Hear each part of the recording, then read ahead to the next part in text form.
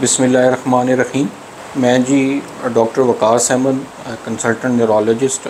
मैं बतौर assistant professor neurology अपनी खिदमात सर अंजाम दे रहा हूँ रावलपिंडी मेडिकल यूनिवर्सिटी में, और मैं हेड कर रहा हूँ न्यूरोलॉजी यूनिट और स्ट्रोक यूनिट को होली फैमिली हॉस्पिटल में, जहाँ पे हम तमाम न्यूरोलॉजी का रिलेटेड मरीज़ों का इलाज करते होते हैं। आज हम थोड़ी सी बात करेंगे कि न्यूरो फिजिशियन या न्यूरोलॉजिस्ट को कब मिलना चाहिए, या कौन सी बीमारियाँ हैं जो न्यूरोलॉजी या न्यूरो फिजिशियन की डोमेन में आती हैं। तो चंद एक बीमारियाँ जो कि हैं, जिसमें सबसे अगर आप कॉमन या मेरे से पहले पूछेंगे तो वो है स्ट्रोक यानी फालिज। अब वो किसी तरह का भी हो सकता है, चाहे वो दिमाग में शरीयान बंद होने की वजह से हो या शरीयान फटने की वजह से हो, और उसकी बहुत सारी इकसाम होती हैं जिसको हम लोग ट्रीट कर रहे होते हैं। फिर न्यूरोलॉजी की एक और बड़ी अहम डोमेन मिर्गी या एपिलेप्सी है, जिसकी अपनी बहुत सारी इकसाम है और बहुत सारे मुख्तलिफ़ तरीक़ों से हमारे पास पेशेंट प्रेजेंट करते हैं, जिसमें बेहोशी, दौरे पड़ना, हाथों पाँव का मुड़ जाना, बैठे बैठे गुम हो जाना,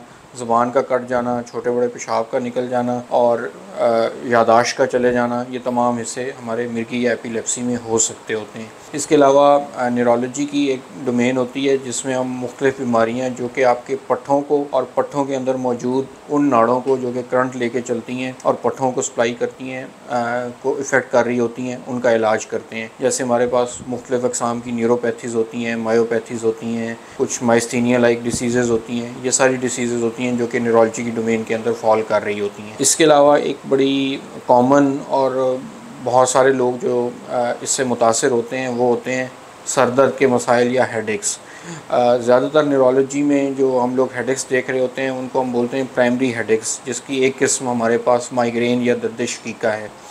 इसी तरह के बहुत सारे आपके सर दर्द की इकसाम जो हैं वो न्यूरोलॉजी की डोमेन में फॉल कर रही होती हैं, और ये हमेशा न्यूरोलॉजिस्ट इसको देख के ट्रीट करने की कोशिश कर रहे होते हैं। इसके अलावा कुछ हमारे पास नींद के मसाइल हैं, ख़ास तौर पे वो जो कि न्यूरोलॉजी से रिलेटेड हों, जैसे नार्कोलेप्सी या कुछ स्लीप के और मसाइल हैं, नाइट टेरर वगैरह भी हम लोग न्यूरोलॉजी में देख रहे होते हैं। फिर न्यूरोलॉजी की एक और बीमारियां जो कि एबनॉर्मल बॉडी मूवमेंट्स या हरकत जो कि आपके कंट्रोल में नहीं होती, इसकी एक इकसाम आपकी राशा की बीमारी है, जैसे पार्किंसन डिसीज़ या पार्किंसन लाइक पिक्चर होती है।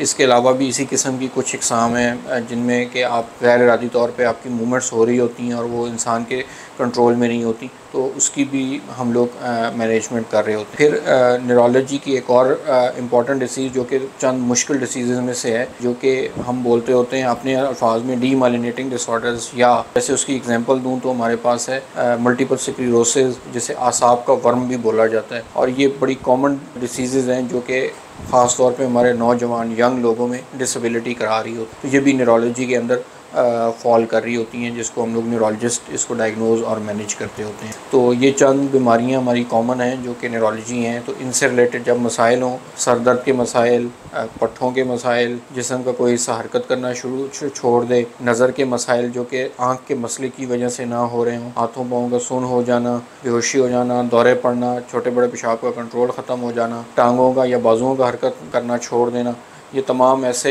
मसाइल हैं जो कि अंडरलाइंग आपकी न्यूरोलॉजिकल डिसीज़ की प्रेजेंटेशंस हो सकती हैं, और ऐसी सूरत में ज़रूर न्यूरोलॉजिस्ट से रब्ता करें। शुक्रिया।